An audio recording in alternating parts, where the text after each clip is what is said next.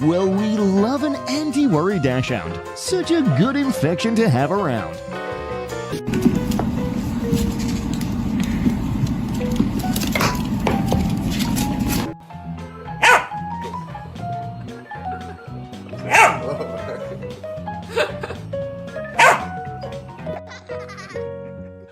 Get up!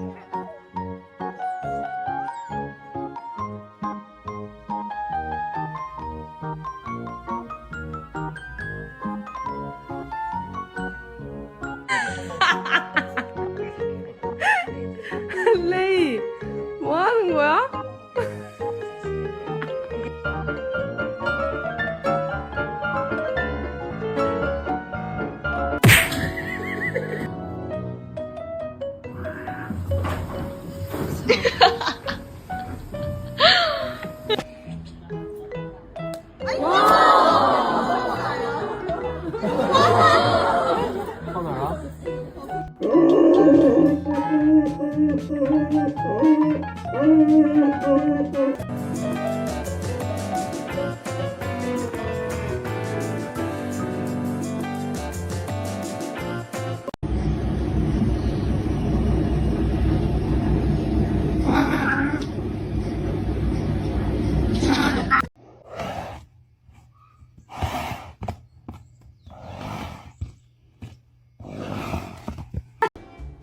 You want to snuggle?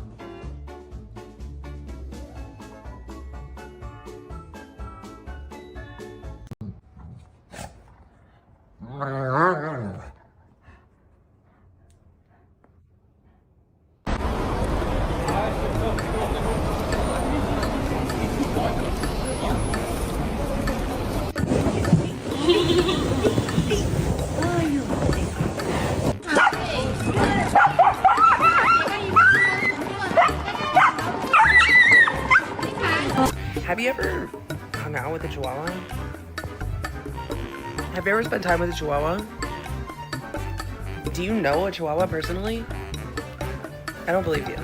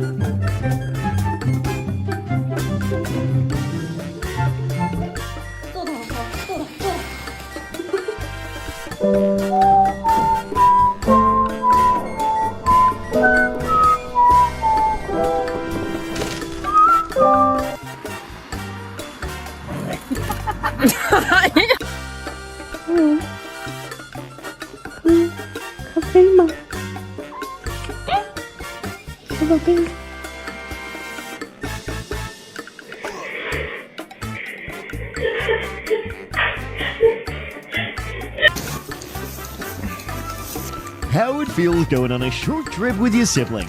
Well, he knows now.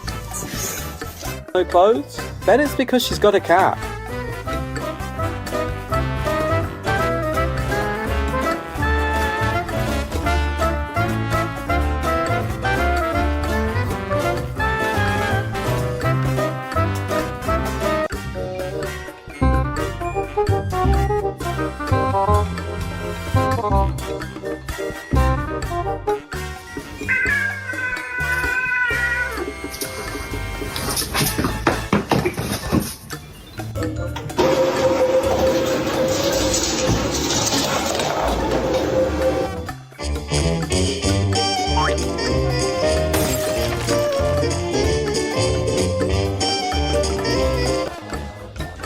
Participating horizontally. No! No! Hey! That's my burrito, and now you put holes in it! Every pet has that one thing.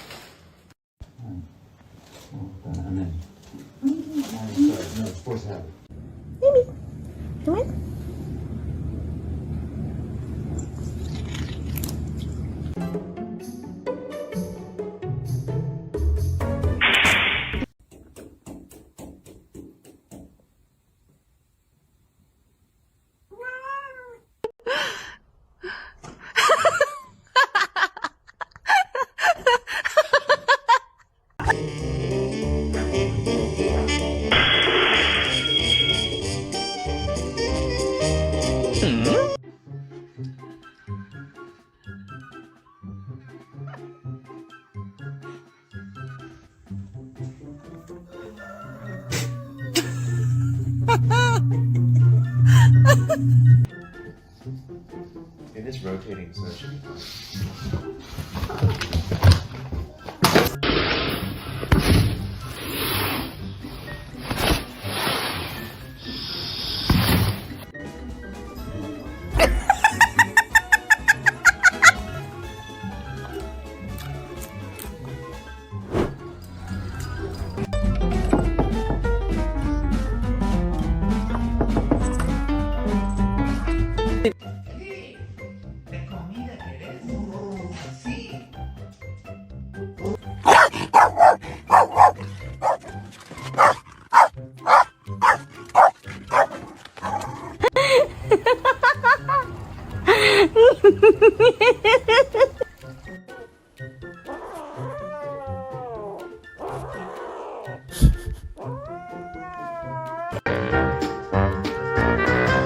He hit the peak. He could have stayed still.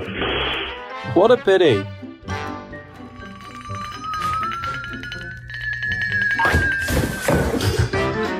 Why is this giving me a feeling that he's a boy? Yes. Because look how Yes. actively naughty he is. What are you doing? What are you doing?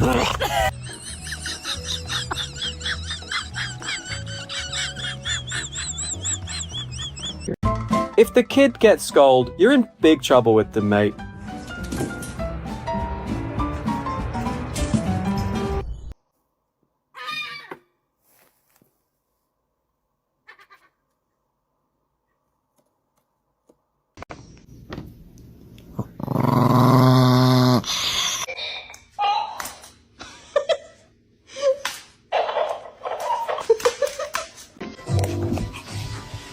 Я на круговом пальце.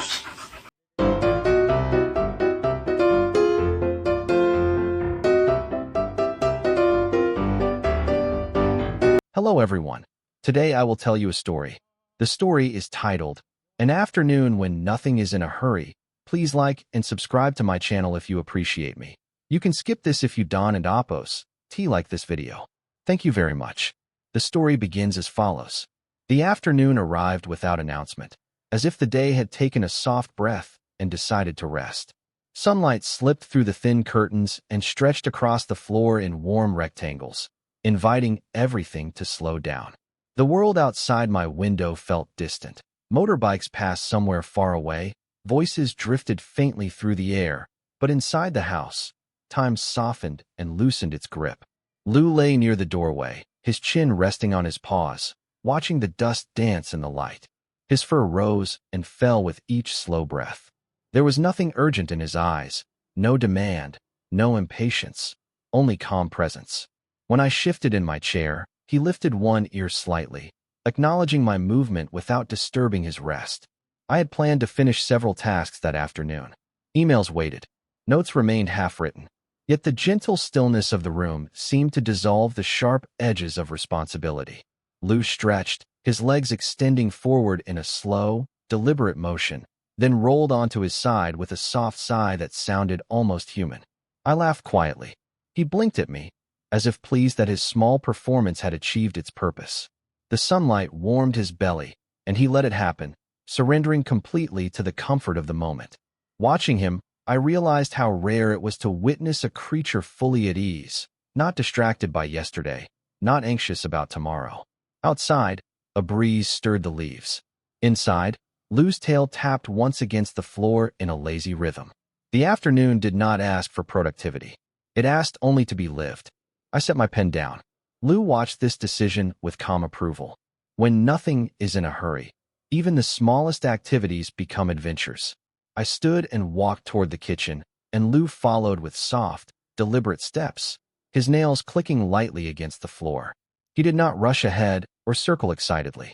Instead, he walked beside me like a quiet companion who understood the value of unspoken company. I filled his bowl with fresh water. He leaned forward to drink, pausing between laps to glance up at me, as though checking whether I was still there. Each movement he made was unhurried and mindful, a reminder that thirst can be quenched slowly, without urgency. We stepped outside into the yard. The air held the warmth of the day, but carried the promise of evening coolness.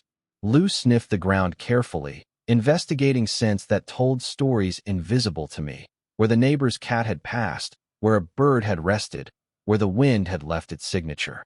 He paused beside a patch of grass and lowered himself gently, nose twitching, eyes half closed as he absorbed the world through scent and sound. I sat on the step and watched him. A butterfly drifted past. Lou tracked it with slow, curious eyes, but made no attempt to chase it. The creature fluttered freely, and he accepted its passing as one accepts a thought that comes and goes. Somewhere nearby, a child laughed. A gate creaked. The day exhaled. Lou returned and leaned against my leg, his weight warm and grounding. I rested my hand on his head, feeling the softness of his fur and the steady rhythm of his breath. He did not demand affection. He simply welcomed it. We stayed like that for a long time, or perhaps only a few minutes. Without hurry, time loosens and becomes impossible to measure. A cloud drifted across the sun. Shadows shifted. The light mellowed into a golden softness. Lou sighed, a contented sound that carried the peace of the entire afternoon within it. And in that moment, I understood. Nothing remarkable had happened, yet everything felt complete. As evening approached, the lights softened into amber tones that settled gently over the yard and walls. Lou and I returned inside, bringing with us the quiet wisdom of a day lived without haste. He circled once on the cool floor before settling beside my chair, close enough that I could feel the reassurance of his presence without even looking down. The tasks I had postponed still waited, but they no longer felt heavy. Something in the slow rhythm of the afternoon had rearranged my thoughts. Watching Lou breathe peacefully beside me, I realized how often we mistake urgency for importance. We rush, we multitask, we measure our worth by productivity, and in doing so, we forget how to simply exist alongside the beings we love. Lou did nothing extraordinary today. He did not perform tricks or guard the house from danger. He did not solve problems or achieve milestones. Yet his quiet companionship transformed an ordinary afternoon into something restorative. Animals have a remarkable ability to anchor us in the present moment. They do not evaluate our success, compare our progress, or judge our unfinished work. They meet us exactly where we are, offering presence instead of pressure. In today's fast-moving world, where notifications interrupt our thoughts and expectations constantly push us forward, moments like this feel increasingly rare. Yet they are not impossible to reclaim. We can begin by allowing small pauses in our daily routines, stepping outside for fresh air, setting aside devices during quiet moments, or sitting beside a pet without distraction. These pauses are not wasted time. They are investments in mental clarity and emotional balance. Living with animals teaches us empathy and patience. When we slow down to match their pace, we notice subtle signals: a tail's gentle wag, a relaxed posture, a soft exhale of contentment. These small details deepen our awareness and strengthen the bond between species. In return, we learn to listen more carefully, respond more gently, and approach both animals and people with greater kindness. To bring this lesson into modern life, consider creating daily rituals of stillness: a short walk without headphones, a quiet cup of tea at sunset, or a few minutes of mindful breathing while your pet rests nearby.